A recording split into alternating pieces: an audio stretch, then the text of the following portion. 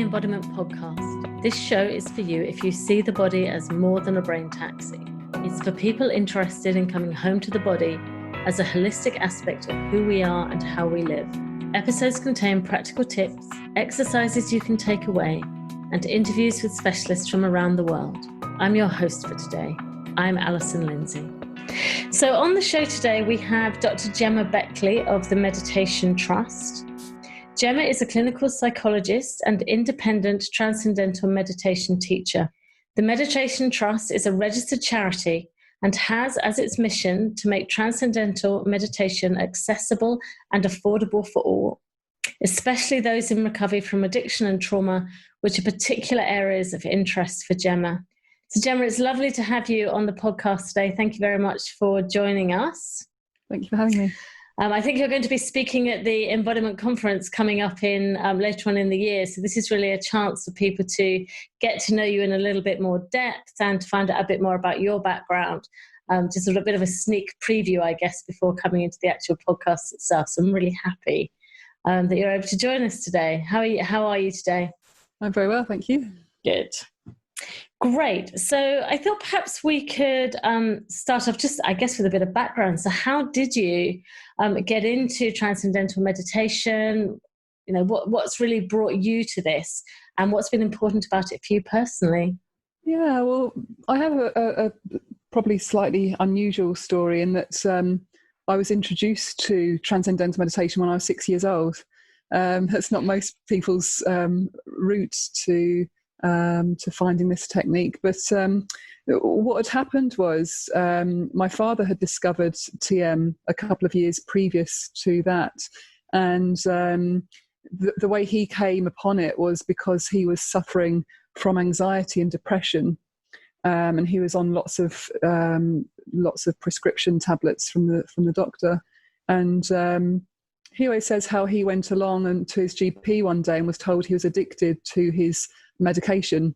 There were sleeping tablets and anti-anxiety tablets and antidepressants. And it was at that point that he realised he really had to do something else about this, that he didn't want to be living as he was, kind of semi-aware of what was going on around him and living in this state of just about keeping his head above water.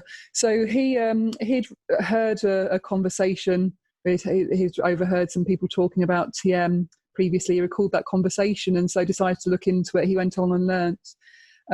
And he was very pleased with his results. It took him a little bit of time because of the state that his body was in. It took him a little bit of time to notice the profound results that were starting to come through.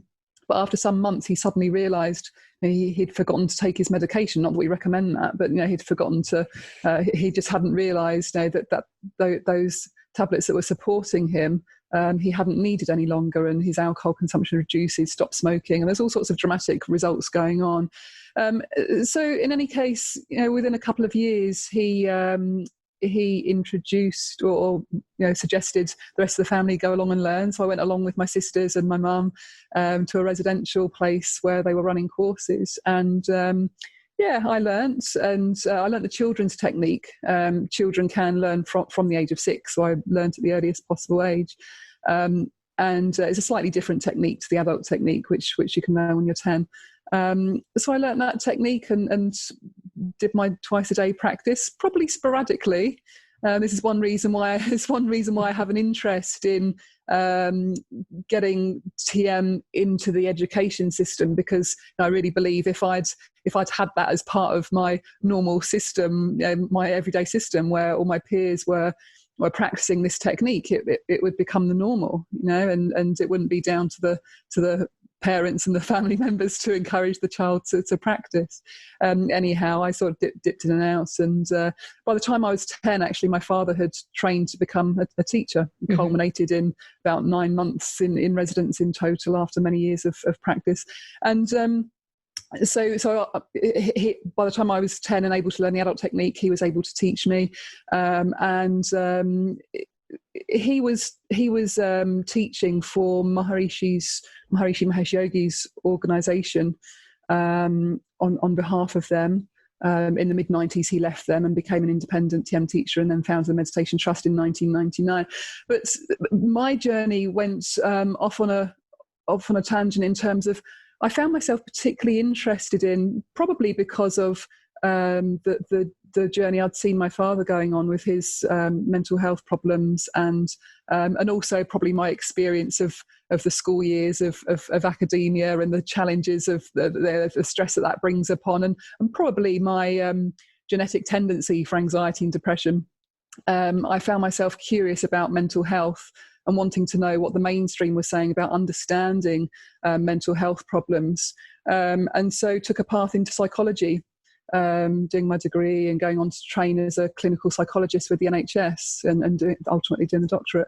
But all the time in the back of my mind, I had an awareness of that knowledge of TM, and probably got back particularly into my TM practice, because once you've learned, you've always got it there to go back to. So I dipped in and out, and then by my early 20s, when I'd really appreciated why people come to learn, after I'd accumulated some substantial stress during the university years, I seriously got back into the practice, and it really helped me through the rest of my academic career. And what was interesting for me, by the time I qualified, actually while I was training, I would say, probably about 15 years ago or so, mindfulness techniques were coming into clinical practice. And I was, with this knowledge of TM still in my awareness and in my everyday practice, I started to become increasingly interested in the relationship between the two. How would TM fit into this clinical picture of modern psychology? How and where would it fit? Could it fit? I found myself doing research in that respect, both in my undergrad degree and my postgrad doctorate. I did my thesis on TM, the effects of TM on anxiety and depression, and really started to explore that relationship. And as I say, with mindfulness techniques starting to come in, which I was using in the NHS, as many psychologists were and still do, started to explore more and more what was the relationship between mindfulness in particular and TM practice, and started to come to more and more of an understanding. A few years after qualifying, I decided that which are pretty much talking therapies within psychology, could only take people so far. I started to feel a bit frustrated by the lack of progress I could help people make. I was aware there was something significant that was missing from the whole picture. And so I left the NHS for a time, went off travelling. At the end of my travels, I found an independent TM teacher trainer, and spent 3 months up a mountain in Bali training with him and a group of colleagues from around the world. And qualified as a TM teacher, and came back to the UK and became a full-time TM teacher. And as I said, during that time, my father had founded the Meditation Trust, and I started to work with him to develop the charity and to work on this mission of the trust of making TM accessible and affordable, whilst maintaining my interest in psychology. I'm still a registered clinical psychologist, and so still looking at that relationship. But my full-time work is now as a TM teacher. Okay, thank you for sharing that.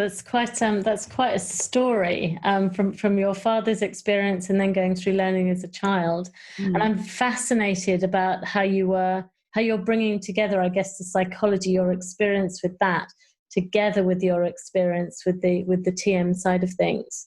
And you mentioned that you're doing some mindfulness techniques as part of the clinical psychology, and I'm curious if you can explain a little bit what you would see as perhaps the difference or the different benefits between mindfulness and TM, what they can each bring.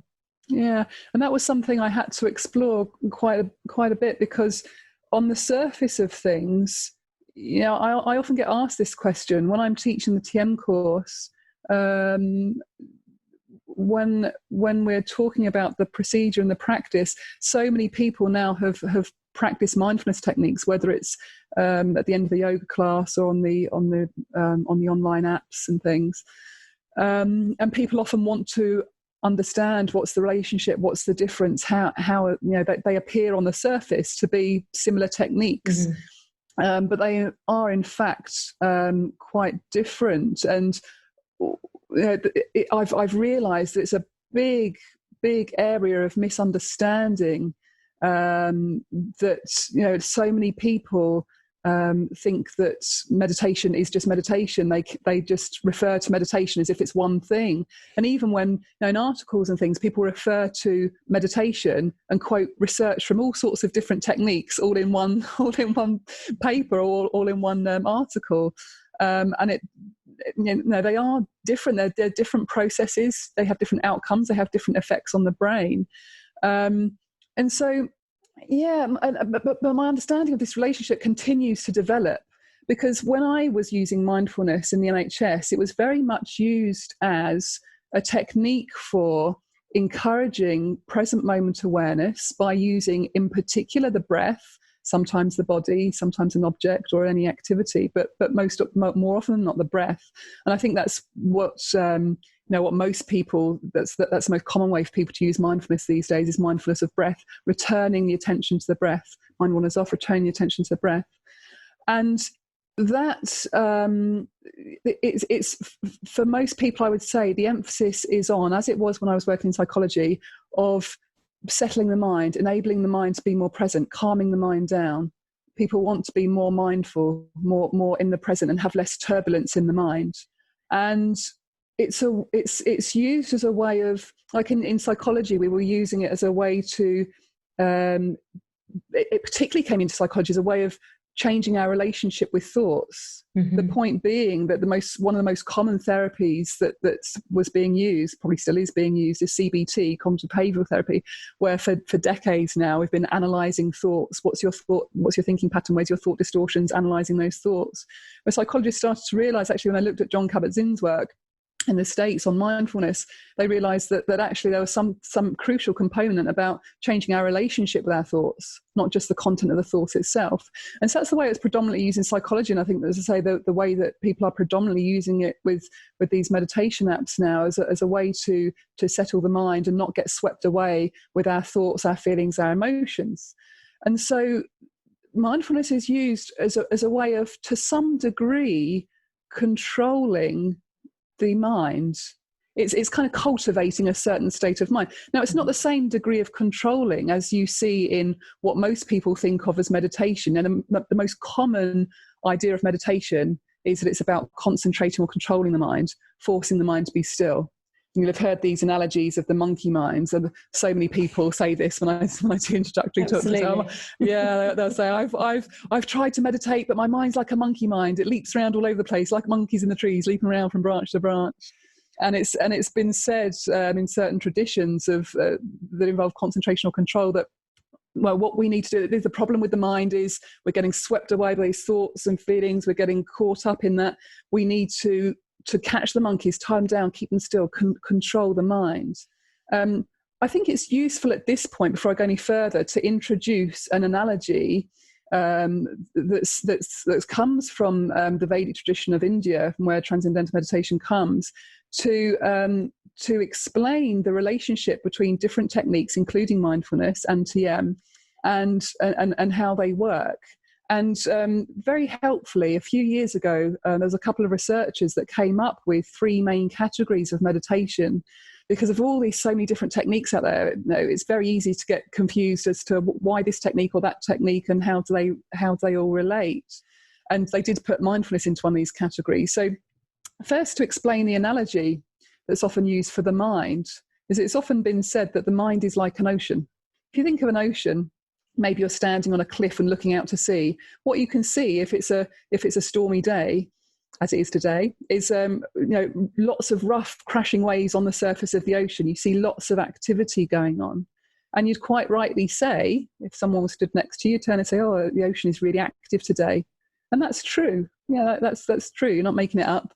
But it's not the entire truth. Mm-hmm. The entire truth is that if you were to get out into a boat and to dive over the side of the boat, Anyone that's ever been scuba diving will have had this experience that there's turbulence on the surface. No matter how much turbulence there is on the surface of the ocean, you dive down and the ocean becomes more and more settled, more and more settled, more and more settled, until ultimately you reach a silent depth of the ocean. Yeah. And this analogy has been used for our minds. And so when people say, oh, my mind's like the monkey mind, it's very active, that's not the entire truth. Your mind, you may experience your mind as active, but in fact, your mind also has a silent depth. Everybody's mind has a silent depth. And there are, as I said, there's these three main categories of meditation which we can relate to this analogy. The first category of meditation that was identified was focused attention.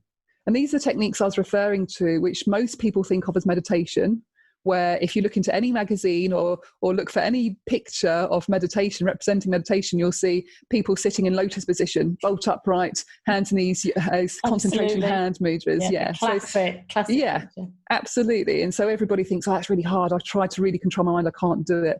So these techniques include things like Zen Buddhist meditation, as our Zen Buddhist meditation.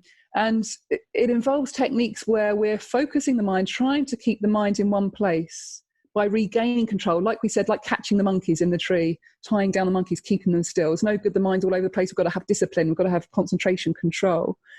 And so, yeah, you may be using an object or maybe even the breath, and also some mantra techniques come into this category, mantra japa, where they're using a mantra, something to focus on and to keep the mind steady and in one place. Well, yeah, and actually, if you were to wire people's brains up to an EEG machine, you'd get that electrical output in the brain, which was gamma frequency activity, gamma and also some beta frequency, but particularly gamma, where you get that the graph will be doing this, lots of spikes, what it indicates is concentration or control, and that's the same output that you would get if somebody was calculating a complex maths task. They would have the same output on that activity, because we're trying to keep the mind still and steady. And using that ocean analogy, it's a bit like being in your boat and trying to keep the ocean steady.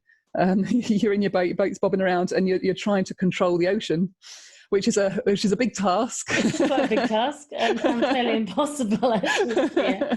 It's a really good way of looking at it, though, because I think that's not how people think of meditation. They think that we believe that we have control over it, and actually, when you flip it around that way, it's a good way of looking at it and considering things differently. And people, this idea of meditation really ties in with often the way that we've been brought up in our society. Take control over things, work hard, concentrate. The more you work at something, the more concentration and effort you put in, the more you'll get out of it. So it really ties in with the way that we've been brought up to think and to function in life. Then there's a second category of meditation. This is where the mindfulness techniques come in. Mm-hmm. And these involve less concentration or control. They've been called open monitoring techniques, where we're not so much focusing on something, concentrate, control, really, catching the monkeys, trying to keep them still. Open monitoring involves monitoring the content of our awareness. So thoughts come, and maybe emotions come, maybe body sensations come.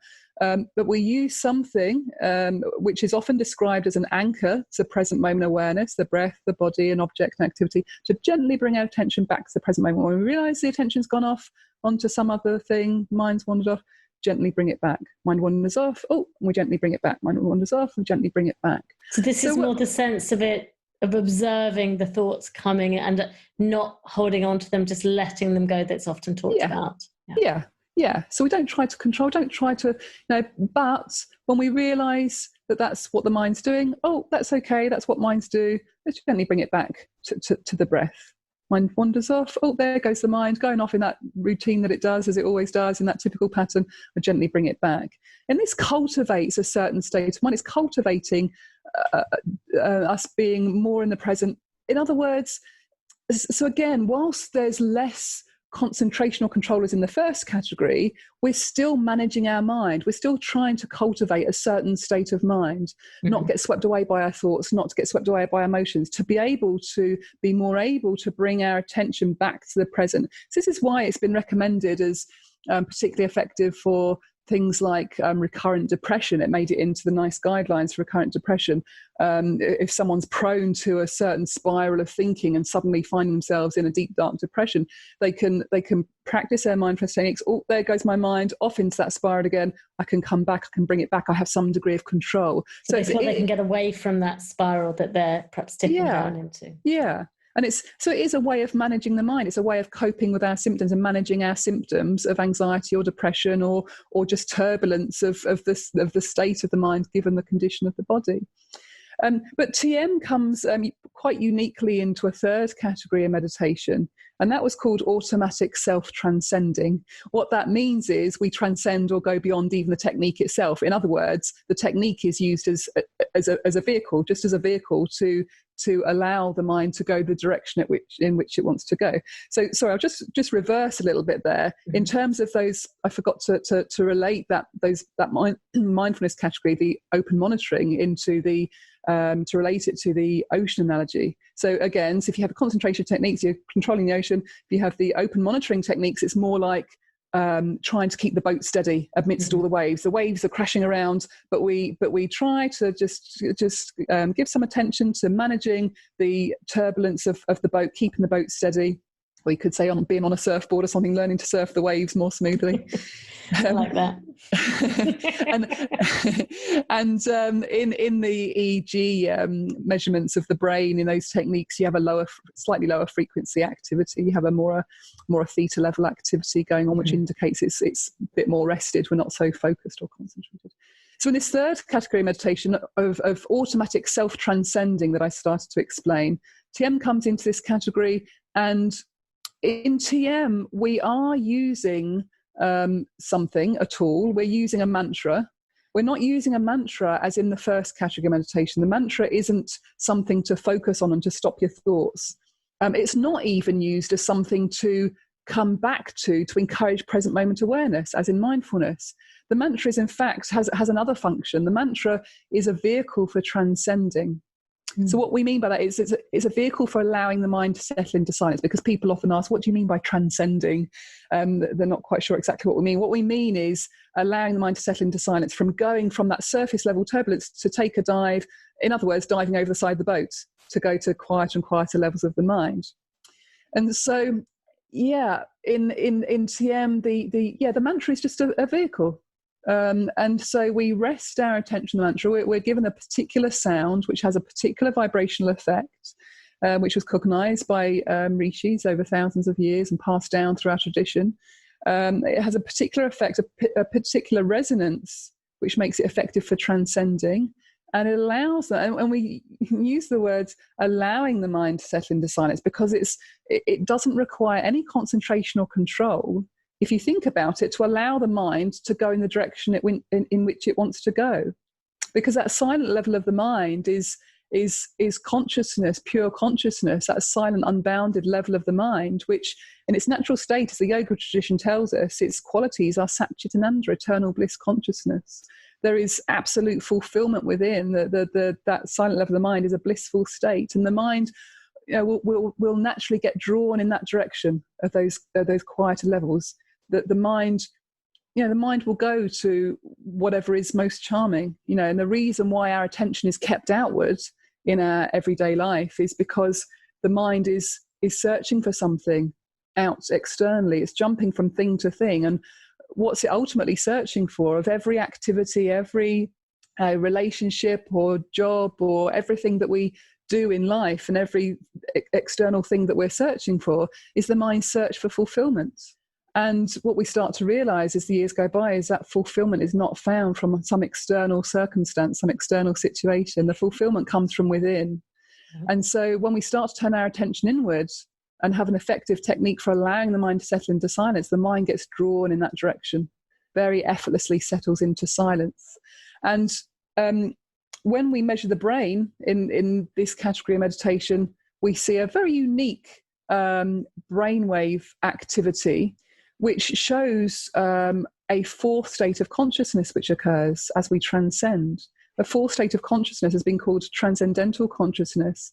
It's a state of consciousness which is a distinct physiological state separate to waking, dreaming, or sleeping. The fourth state in Sanskrit, the ancient language of the Veda, is called Turiya Chetna, the fourth state. And its qualities are restful alertness. And we see this in the brain. When we measure people's brains during transcendence, we see there's increased blood flow to the front of the brain, increased oxygen permeating the whole brain. There's also an alpha wave level activity. It's a low frequency alpha 1 level activity which permeates in the whole brain, and also quite uniquely a brainwave coherence. Coherence just means an orderliness of the brain, an orderliness between left and right hemispheres, frontal and occipital lobes. So the brain starts to work in concert. It starts to work at its most efficient, in its most efficient way. And these are indicators of restful alertness, which are, as I say, a fourth state of consciousness, which we dive into during meditation. And it's a temporary state. When we first start, it's a temporary state. But as we continue to meditate more and more, dip into meditation, come out into activity, dip in and come out, we start to infuse these qualities of restful alertness alongside waking, dreaming, sleeping. So it starts to become a permanent state. So the mind naturally starts to become more settled. The mechanics by which that happens is through releasing stress in the body. We can say a bit more about that later, but it's actually stress in the body which has been getting in the way of a settled mind, of the mind being present. The mind is not present because the mind is reflecting the turbulence of the stress in the body. And so whilst the physiology is stressed, we get a reflection of that stress, which comes out in symptoms of what's typically called mental and physical health problems, and lack of mindfulness. And so increased mindfulness, in fact, coming back to the point of the question of the relationship between TM and mindfulness, increased mindfulness is an automatic result of regular transcendence. The mind comes out refreshed, awake, alert, energized, ready for activity, but also more present. It's an automatic side effect rather than an attempt to cultivate a certain state of mind or to train the mind or to control the mind. It's an effortless process, which actually is the opposite of control. We let go of control in this process, and the results are spontaneous, natural. It's a natural process where nature takes over and heals the body and therefore heals the mind. So it sounds very much as though we're not having to work so hard as perhaps people often feel they have to work hard when they're trying to meditate and saying, I can't meditate, I find it difficult, I can't get hold of my mind, the thoughts keep coming. But actually there's a more perhaps restful element even to the process itself. And I'm also curious, you were saying about the mantra and the resonance that brings. So does that mean that it's taking you more to a felt sense of the meditation? Is there something more happening in your body? And that's making the difference in helping your mind to calm down, or is there something else happening? Absolutely. TM is one of the few techniques which really takes into account the nature of the nature of the body in the process. When Maharishi Mahesh Yogi revived this ancient Vedic knowledge, making it accessible to bringing it about, this revival and bringing it out to the world, he emphasized the integration of mind and body. Ultimately, that in essence the mind and the body are one. And this is where actually back in the 80s, Deepak Chopra started using the term body mind, that the mind and body are in essence one thing. Yes. And are the printout of consciousness. And the body very much features in both our understanding of the mechanics of meditation and the results, because what happens is when the body, as I started to refer to there, that when the mind settles down in meditation, because the mind and body are so intimately connected, they can't help but have an impact on each other. Mm-hmm. The degree of settledness in the mind has an impact on the restfulness of the body. what we find, in fact, the earliest research on TM was physiological research back in the early 70s. They started to measure what was going on in the body when people meditated. And along with the brain research that I just mentioned, they found that in the whole physiology, the body went into a state of deep rest, a very restful state, which was by measuring things like the heart rate, galvanic skin response, muscle tension, oxygen consumption. They found that the level of rest that was gained during transcendence was much deeper than just sitting with your eyes closed, because that will give you some degree of rest, but even deeper. And they said in this particular piece of research, they said it was several times deeper than the level of rest that we get during sleep at night.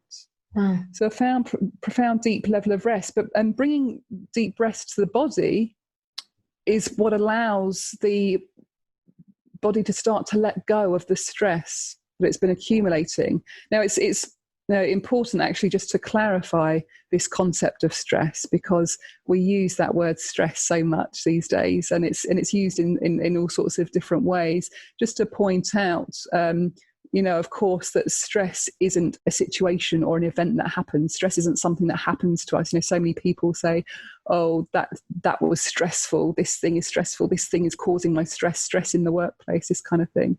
A situation doesn't cause stress. It doesn't contain stress. And we on the surface of things, of course, we know this because, two people won't respond to the same event in exactly the same way. But also as individuals, even as an individual, you won't respond to the same event on one occasion as you do on another occasion. It depends on your level of perception at that particular point in time, and the level of consciousness, the level of awareness. And so we're not referring to an event that happens to us.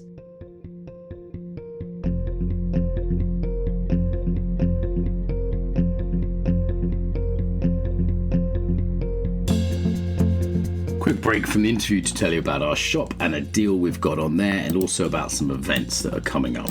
So if you go to embodiedfacilitator/shop and use the code podcast50 is the code, you can get 50% off anything in the shop. And what have we got on there? How to design training, trauma for facilitators, breath work, leadership, resilience, life purpose. There's a bunch of books, there's a bunch of e-courses, mostly for facilitators, trainers, coaches, yogis, different ebooks. But that code will give you 50% out off anything at all there in the shop. So that could save you, let's say, up to £100, which is about $120. So well worth having that code. Go to embodiedfacilitator.com/shop. Also on that website, you will see embodiedfacilitator.com/events-calendar. Just look under events under the main title. You'll see all the stuff we've got coming up for events. We regularly have free online events. If you're interested in embodiment, we have them on coaching, life purpose, marketing, all trauma, all sorts of things. So have a look at the events page. You can see the different one-day events we've got coming up related to the conference and all kinds of other stuff. Okay, so all of that is on embodiedfacilitator.com. And remember that code there. That code is podcast50 if you want 50% off anything. There you go. A good deal. Back to the interview. Stress is a response. We can have a stress response, of course, which people often call the fight-flight response, which is that evolutionary mechanism which is a necessary function of being human. We need a fight-flight response. It's that mechanism which has allowed us to survive for thousands of years, where the whole physiology goes into a state of fight-flight, temporarily out of homeostatic balance, where we're most effectively able to fight or flee from a dangerous situation. And of course, back thousands of years ago, we were running away from lions or tigers or bears. And these days, of course, our stimulus isn't so much lions and tigers and bears. It's more psychological threat. But the body still has situations in which it needs to go into that fight-flight mode. It's an essential part of life. What we don't need is for the stress to remain in the body. Yeah, and the body, as I say, the stress state, to go into a stress state or a fight-flight state, is a natural phenomenon. which the body needs. But no, we don't need the accumulation of stress or impressions. So when we experience some undue pressure or strain, the body goes into that fight-flight mode. And if it's left unchecked and we don't allow the body to rest and recover adequately, it can result in residual impressions in the physiology, which, if you think about it, the way in which the body responds during fight-flight can, the way in which the stress manifests on a long-term basis, those changes in the body which happen in that moment aren't useful for long-term functioning. So, for example, the heart rate remaining elevated, all these ways in which help us to fight or flee aren't very functional on a long-term basis and actually cause long-term disease. So heart rate remaining elevated, or digestive system shutting down, or the blood clotting more easily, or all these functions and executive functions of the brain being less active, because in those situations we don't want to sit and make a decision. Digestive functions shutting down, because we don't want to divert energy where it's not needed, and stress hormones flooding into the system, the amygdala, the emotion center of the brain being on active, heightened alert. So all these systems in the body that in that moment are a necessary function of survival, if they continue on a long-term basis, of course, aren't very functional in our daily life. And so we can be left with stresses, and back in the language of Sanskrit, in the language of the Veda, this was called samskaras. This is where we get the word scar today, literally meaning impressions left in the physiology. Impressions of stress, you could think of it as subtlest level energy, stored potential energy in the body, not the stress or impressions. It's these impressions in the body as they accumulate which get reflected in poor physical health, poor mental health, lack of energy, lack of creativity, poor sleep. It gets reflected in all areas of illness and disease. And so the mind-body connection in the process of transcendence, the mind settles, body settles, goes into a state of deep rest, and that deep rest is the exact physiological opposite to how that stress was created. The founder, the researcher who founded the term stress back in the 30s, Hans Selye, in fact, when he had conversations with Maharishi Yogi in the 70s, said yes, what's occurring in this process of transcendence is the exact physiological opposite to that fight-flight response. And in that exact opposite, that rest response, that deep rest, the body starts to release. It can't help but start to naturally, automatically release those deep-rooted stresses, so that the body can come back into balance and start to heal. So again, this then obviously impacts back on the mind. As the body purifies, the mind then purifies. We get a clearer reflection in the mind of that more settled mind. So can this go as far as actually reversing some of the damage that's been done if we have chronic, sort of stress hormones flooding our bodies, chronic things arising because of our permanently elevated heart rate? Can it actually reverse things, or is it more a case of it'll stop things getting worse? What would you say? Absolutely reverses. Yeah, it releases those impressions, and we see this in so much research has been done on TM, but we see the effects of the actual dissolving of the stress. And sometimes, in fact, during our experience of meditating, sometimes it can feel tangible. Wow. In fact, when people learn, sometimes we can feel it physically, tangibly leaving the body. Maybe some sensation in the body, or a little ache or pain, or twitch, or some sensation, particularly in some part of the body where there's been some illness, injury, operation, some impression that's been obviously left at a deep cellular level. So yes, absolutely, that is a reversal of that stress chemistry that's surrounding these memories in the body. The stress chemistry changes. The stresses are released. And we get a completely different change in the chemistry of the body. And in the scientific research, they've shown that that the cortisol levels reduce, and all kinds of markers of stress reduce over time. And it's a cumulative effect. It's not just have a certain number of sessions and then it's the practice is a daily practice. Once you've learned for life, and you keep practicing 20 minutes twice a day, and it has a cumulative effect. And the effects that we start to see over time, as shown in the research, if stress is, this accumulation of stress is responsible for the majority of disease and illness, then we can start to expect that to start to reverse. And we do see that.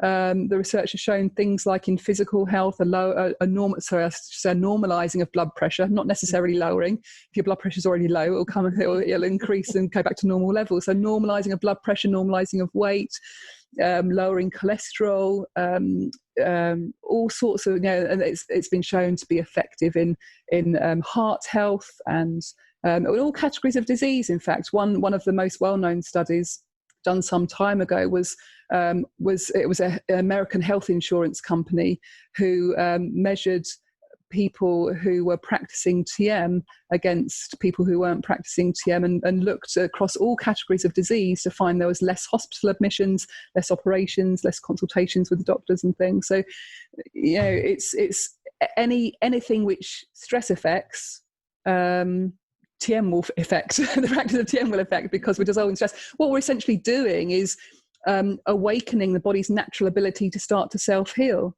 This is what, again, going back to Deepak Chopra, is what he started to explain in this knowledge of Ayurveda, the twin body of knowledge with yoga, where he Maharishi was one of his a great teacher of his, and he should talk about how the body knows how to heal, and given the opportunity, it will do so. We're awakening the natural healing intelligence of the body. And so it's not a process where we get in the way and try to work out, right, what do I need to sort out? We're not working on analysis of a problem, whether that's mental or physical. We're not, like in psychology, doing formulations and analysing what specific thing has caused and created it to be in this way. Or in the case of physical health, what's going on in the body, and what do we target, and what do we do, and what drugs can use to balance things. There's nothing on the level of analysis. It's on the level of just waking up the body's natural healing intelligence and letting that take over and do the work without us getting involved in the process. It certainly sounds extraordinary, the power that it has. And I'm also curious about how does people's physical embodiment shift? Have you got any stories you can share of people who seem to have completely changed the way they're holding themselves in the world, the way they interact in the world more widely, because their embodiment's changing as a result of doing the TM practice? You've just reminded me, actually, in talking about how people hold themselves. In fact, often things crop up. People tend to come to learn for a particular reason. So I've got anxiety, or I've got high blood pressure, or I want more energy, or I want to unleash my creativity, or some such thing. But often, as well as those changes, come about some things which people weren't expecting. And in you mentioning there about the way that people hold themselves, you just reminded me of one particular gentleman who came back to a meeting, because we offer free ongoing support for life, where people can come back to meetings and check in with us about how their practice is going, and continue to understand what they're experiencing. And one thing that people wouldn't necessarily consider is, as you say, the way you hold yourself, and what's having a bad back or a bad something, some physical structure in the body on that level. And this gentleman, when he learnt, I'd forgotten. He came back to a meeting and said, "Oh, do you remember? Actually, when I came to learn a few months ago, I had a walking stick." And I said, "Oh yeah, I remember wow. that." And he said, it was just that, just his awareness. And we talk about this mind-body connection. The fact that the unity of mind and body. When what we're doing is bringing back the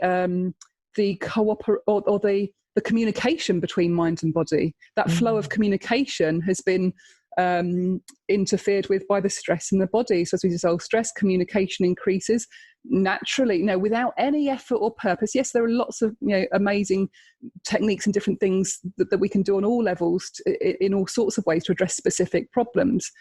But as I said, spontaneously, this was one example of a gentleman suddenly finding that because he was changing the way that he was walking and holding himself, the whole physical structure of his body changed, and he no longer needed a walking stick to walk. That is phenomenal. It's absolutely amazing. Yeah. And in terms of, again, that communication between mind and body, we see it with things like addiction. We're all addicted to, as human beings. Most human beings are addicted to something, but and we see it in the case of things like alcohol or even just smoking, that things start to drop away spontaneously because of that mind-body connection, of people coming back even on the second or third day of the course sometimes saying, oh, I didn't want my coffee this morning. That was strange. I didn't want my cigarette this morning. It just spontaneously drops away. Wow. And this is why, again, just coming back to this body of knowledge of Ayurveda, when Deepak Chopra was asked on a film clip back in the 80s, what would you say of all the recommendations in Ayurveda of how to heal the body? Think about your body type and how to live, how to eat, how to exercise, and body massages and techniques. And of all the things, what would you say if you had one piece of health advice, just one piece of health advice? What would it be? And he said, practice Transcendental Meditation, because as you re-enliven that communication between mind and body, the body starts to heal, and these recommendations that we all know on some level. On some level, there's a lot of common sense understanding of what we should be doing. The key is, how do we do that? Set up a New Year's resolution where we decide, right, I'm not going to smoke, I'm not going to drink, I'm going to exercise and do all these things I know I should be doing. And of course, New Year's resolutions often fail a few weeks in, because we just because of our emotions and how we're feeling, we revert back to old patterns and ways of behaving and rigid ways of behaving, which the stress in the body has ground us into. So as we start to loosen that stress, get more flexibility in the body and establish that mind-body connection again, those things start to drop away. We actually start to feel adverse to having that caffeine or that cigarette or that, just spontaneously. And I think there's a social thing going on as well. We're quite, certainly within Western society, we're very much rewarded for being in our heads, not for being in our bodies. We're constantly thinking, and there's doing, but it's all very much driven by the brain. And so I think getting that reconnection where we're not suddenly cut off at the neck, which so many of us seem to be, and getting that reconnection through it feels really critical. But it's actually quite countercultural still. Yeah, absolutely.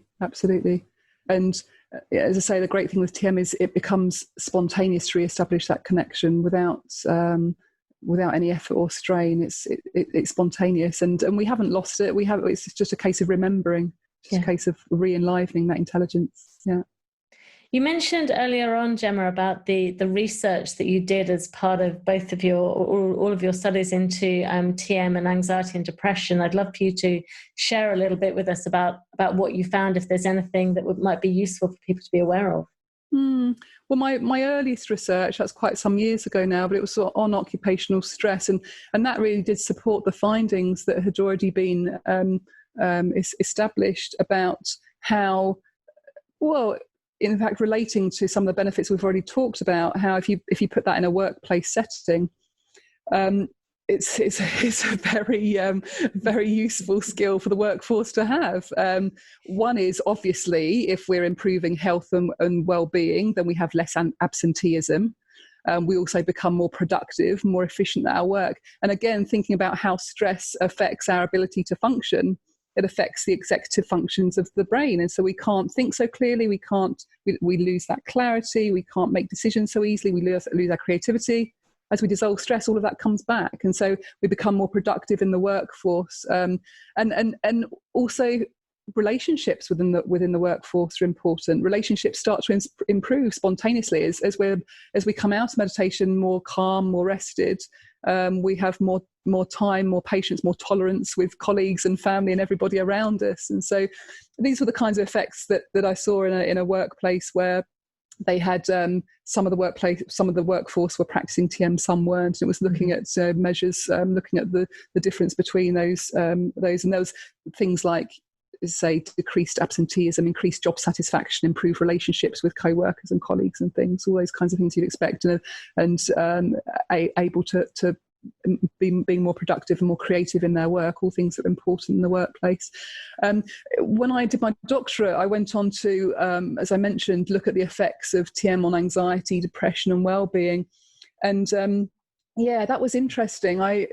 Again, whilst it supported existing research, it also added to the existing research through a qualitative side. We're all very familiar with the quantitative side, looking at statistics and taking measures and things, but the qualitative side has become more of interest over the years amongst researchers. And so I did a mixed study where I not only took measures of anxiety, depression and well-being, but also interviewed people about their experiences of learning to meditate, and on a few different points in time across 6 months, and married up the statistics with what people were saying. And some interesting things came out. There was not only group statistical significance, but also clinical significance, which is important when we're looking at mental health in the kind of clinical setting. People moving from a category of, when you do take these kinds of standardized measures, there'll be categories of a low clinical rating of being anxious or depressed, and moving into categories of improved or even recovered. So people were significantly moving up the categories and into the recovered position according to that measure. So statistical significance in both anxiety and depression decreasing, increase in well-being on a number of strands of a measure of well-being. And in terms of the qualitative side, some important things that came out were that people were particularly pleased. It was a client group who were, a number of. Well, it was quite a small sample, because I looked at in depth, but they were people who had tend to be people who had gone through the system several times. So you could consider, in the NHS, we'd probably call them treatment resistant, people who had gone through the process. So, they tried the medication, they tried the talking therapies, they tried lots of different things, and were still not feeling satisfied with their degree of recovery. And so it's interesting in that respect, that this can even penetrate what we'd call treatment resistant people. But also in terms of the narratives, again, people were particularly pleased to feel that autonomy in their own recovery. They felt that it was within their control. They'd been given a technique, but I wasn't doing something to them. Well, it wasn't me doing the teaching actually, but where the course was run, that what they'd learnt, they didn't have something done to them. They were given a technique, a simple technique, and they went off and did it themselves. And it's their own daily practice, 20 minutes twice a day, sitting comfortably in a chair, eyes closed, very effortlessly thinking the mantra that produced these results. And as I remember, one or two of them saying, one in particular saying, "Aren't I clever? I've actually done this myself. I've been the master of my own recovery." Which is quite refreshing when people are used to a system where they're dependent on another person to help them get well. And I think you're right. That sounds amazing. It's that sense of self-empowerment. Actually, you were empowering them to take back some control, to feel that they had some agency in their recovery. And I think that can be really common, that people feel quite disempowered and done to. And it's, as you say, another thing's been done to me, and this has been done to me, and that's been done to me. None of it's working. And maybe there's something in there about the sense of empowerment that's also making a difference as well. Yeah. Really Absolutely. Powerful stuff. Yeah. And would you like to just talk to us a little bit? I know the Meditation Trust has a couple of charitable projects that you're supporting, and it would be great to hear a little bit more about those as well. Yeah, they're particular areas of interest of mine. I set up, firstly, what I called the Trauma Recovery Programme, because for me it's of great interest that, again, in my interest in combining and bringing together the knowledge of this ancient Vedic knowledge alongside integration with the modern day understanding through the recent, over the last decade or two of the neurological research, this understanding of, particularly in the field of trauma being held in the body, and that really fits with our approach here. That trauma is held in the body, and it is a passionate area of mine, because so many people who are suffering the effects of trauma feel a bit hopeless, actually, and it's kind of reflected in. I think it's only been in recent years that we've increasingly come to a general, increasing conclusion that trauma cannot be healed by talking alone. No, talking is not going to heal bodily trauma, and where that's the only option to people, they can end up feeling quite hopeless, and there's something inherently wrong with them that cannot be healed. And so part of me setting up this trauma recovery program is, as I said, that the general aims of the trust are affordability, accessibility. When it comes to trauma, yes, again, making sure people with trauma can afford to take these courses.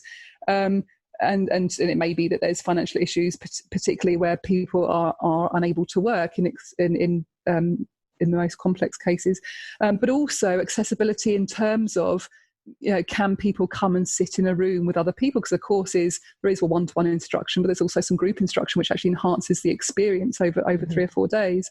So can people be in a small group? Do they need some extra time to really understand the process and be able to, it's important, particularly with people suffering from trauma, to really understand the process of stress release and some discomfort that they could experience coming up as the stress leaves the body. So it may need some extra, where people are quite unwell, it may need some extended elaboration of understanding and reinforcing what we've learnt, going over it, helping them feel comfortable in that environment, and having extra longer term, actual making a point of really long-term follow-up, but also accessibility in terms of making the knowledge available.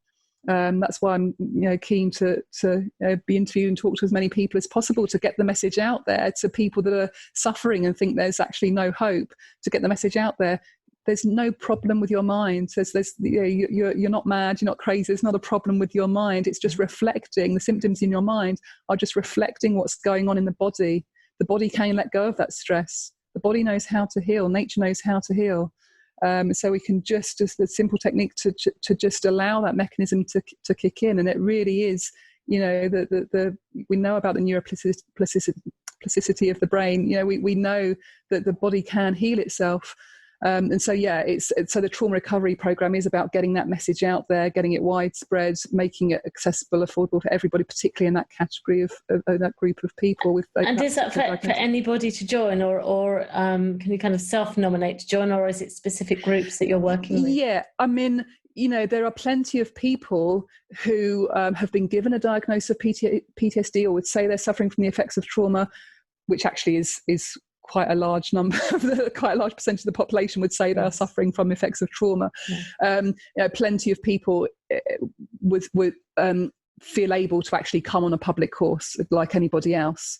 But we can, the point of the trauma recovery program being there is that if we get a number of people coming together, or it may be a group of people that are having support from a particular organisation, or from a particular group of veterans, or people that are in some particular group to do with domestic violence. If there's a group of people that needs a bit more support and would be could work together as a group, we can run special courses and make sure that's accessible and affordable for them. Yeah, absolutely. Okay. And it really sounds like you're drawing together, obviously, all your years of experience with the TM practice and the teaching, but also drawing on the clinical psychology as well. Do you see those two interweaving, or how would you see being able to draw on both those sides of experience informing what you're doing? Yeah, absolutely. I mean, as I say, modern psychology and ancient Vedic psychology are coming more and more together, and that's great to see. I only started to realise it probably 10, 15 years ago, when we started to get the big names in trauma popping up, Bessel van der Kolk and Levine, and some of the big names that were really started to talk about how the body remembers, how we're holding trauma in the body, and this really fitted with our understanding, our Vedic understanding of samskaras, impressions in the nervous system. So that was exciting. And then the advent of mindfulness and how that's being used and the relationship between the two there. And now how mindfulness is also being used, in embodiment, in understanding, this degree of understanding of the mind-body connection, or even, in essence, being a body-mind, being one entity in essence. It's moving closer and closer and becoming more and more integrated with this ancient Vedic knowledge and understanding. And so, they absolutely support each other. And I think to be able to move forward, it's for me, it's coming to the point where this knowledge becoming closer and closer means there's there's more ability for collaboration. TM works beautifully alongside, integrated with all these other amazing therapies and things that are being used, not just the talking therapies, the body therapies. And in fact, the way that mindfulness is being used in embodiment now, and bringing in of yoga postures, yoga asanas, again, is drawing even more on this body of knowledge of yoga, of which TM transcendence is at the heart of the body of knowledge of yoga. And mindfulness in terms of, we've all heard of Ashtanga yoga, 8 limbs of yoga. It's not just the physical aspect. It's not just that. It's not just a physical exercise. Many people understand that it's in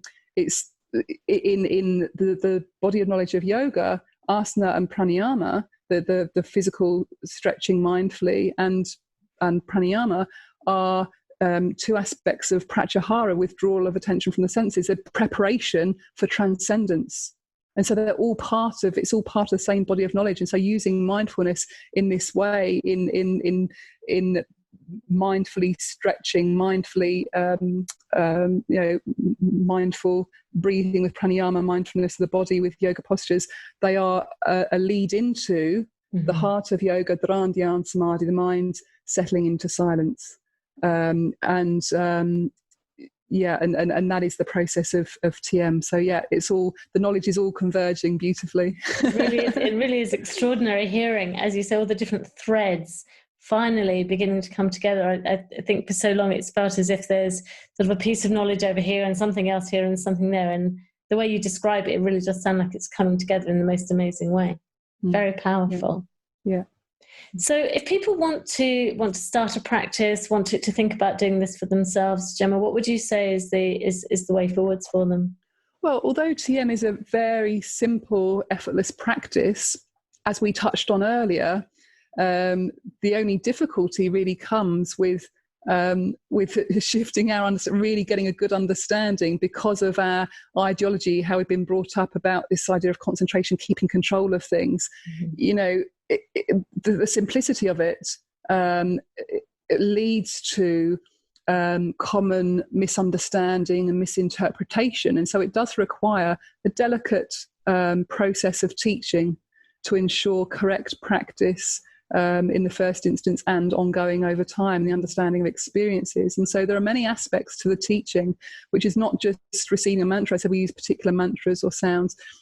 But it's not just about getting a mantra which is suitable for you. It's also about really understanding how to use the mantra properly. And it's also about understanding the experiences that you have with correct practice, and also having support and guidance over time, ultimately for the rest of your life, which is what we offer on the courses. So whilst in the first instance, sometimes people will say, "Oh, well, can I just learn it from a book?" Or even obviously in circumstances where we're having to do things online now, can you teach us online? Well, no, TM is a delicate instruction taught by coming on a course face to face. It is really important. There's something in the transmission of the teaching from teacher to student face to face. So the way to learn is to come on a course with a qualified, experienced instructor. who will teach on the first day 1-to-1, where you receive your mantra and instruction how to use it properly, and you're able to leave that session with the confidence that you can actually meditate on your own. We leave the room for a time and allow people to have an experience of meditating on their own. And then they come back for 3 group follow-up sessions. So it's a course over 3 or 4 consecutive days. They come back for group sessions with everybody that learned on the first day, where we build up understanding of experiences, not just the practical everyday things about how to sit. In TM we sit comfortably, we close our eyes, and a whole range of practical things about what to do in certain situations, what happens if you're interrupted, and all these kinds of practical things. We then go on to talking about the mechanics of meditation, really understanding the process, how it's working, talking about mind, body, stress, consciousness, and then on the final day talking about the consciousness aspect, talking about states of consciousness and the long-term benefits of meditation, what we expect to see over time, and then having free support and guidance for the rest of your life to come back, to come to meetings, to contact your teacher, and also the option of coming on advanced course and retreats and things. So it's a lifetime practice. But even if people do drop off or miss some meditation for a little while or something, they can very easily come back to it, and they have our guidance the rest of their lives. So yeah, that's the way to learn, by coming on a course with a teacher. Yeah, it sounds like it's a deeply experiential process, not something, as you say, you can just read in a book and try it in the same way. It's being in that space, being supported as you're learning. And I love the way that you're talking about bringing together all of the science and the understanding behind it as well. Rather, it's not just the mantra; it's the whole package that comes together. Yeah, and that's, as I mentioned at the beginning, it's the simplicity, the effortlessness which gets misunderstood and lost. And it's that the most difficult thing, well, the only difficult thing really to be overcome, particularly in the main thing that we have to get across in the teaching, particularly in the first few days, is grasping that effortlessness, is letting go. And if there's anything that anybody finds difficult, most people take to it very quickly. And as I say, we teach children from the age of 10. In fact, they find it even more effortless because they come naturally more innocently. But as adults, we do have a tendency to overcomplicate things and bring in effort and control.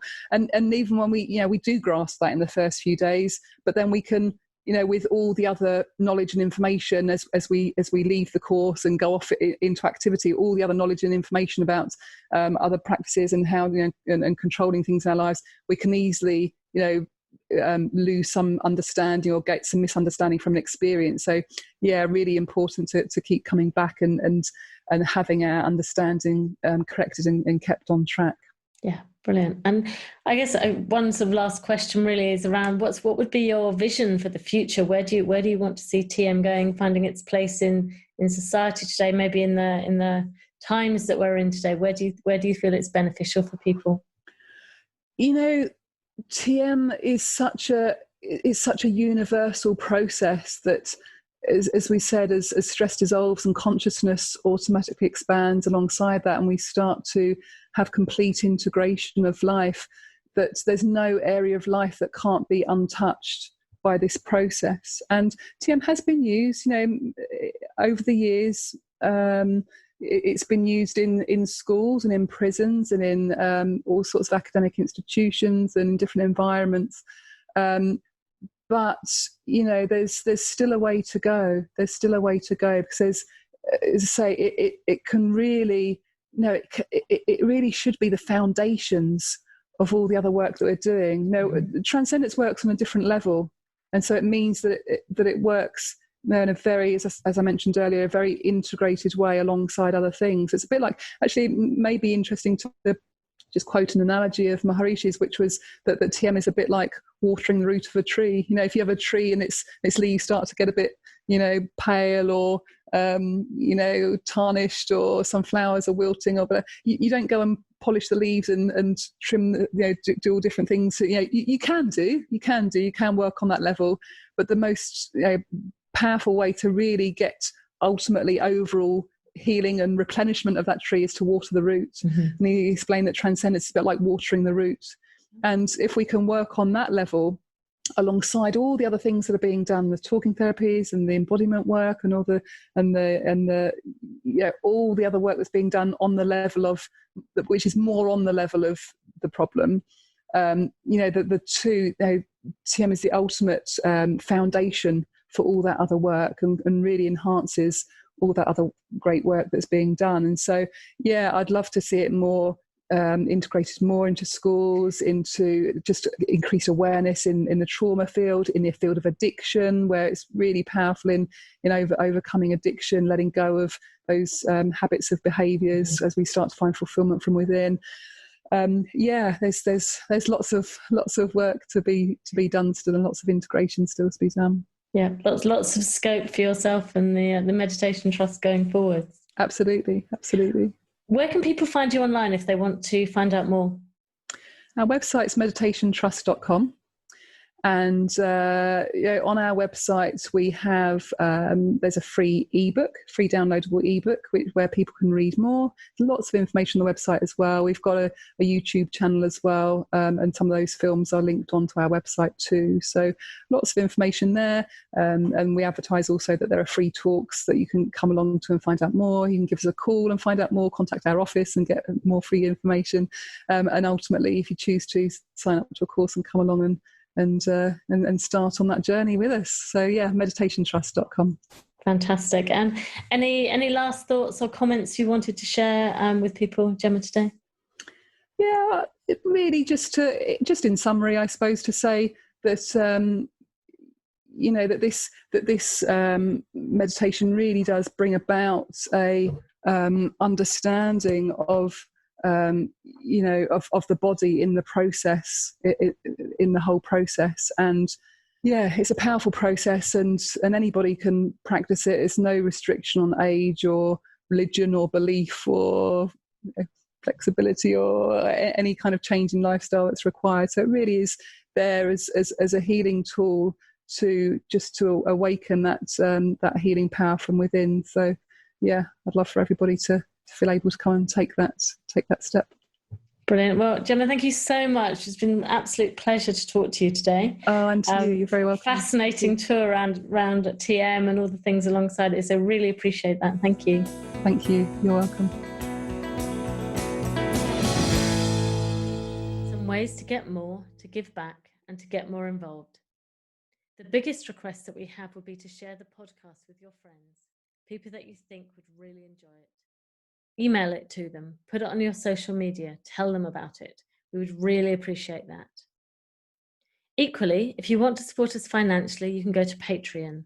That's patreon.com/Embodiment Podcast and give us $1 an episode. That's less than £1 if you're in the UK, so please go there.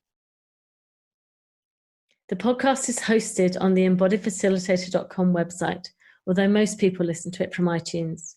In iTunes, we'd certainly appreciate a review. The way that iTunes works means that a review means more people will find it. iTunes regards it as more important for searches. So even a couple of sentences review really does help us. Thank you. And if you want to go to the embodiedfacilitator.com, you can see the actual links to the site. There's comments on there. And there's also a Facebook group, which tends to be where people discuss things. So just put in the Embodiment Podcast into Facebook and you'll find the page. It's relatively quiet, but the group does have some discussion on it and will reply to things personally there. Also on the website, you'll find all sorts of freebies.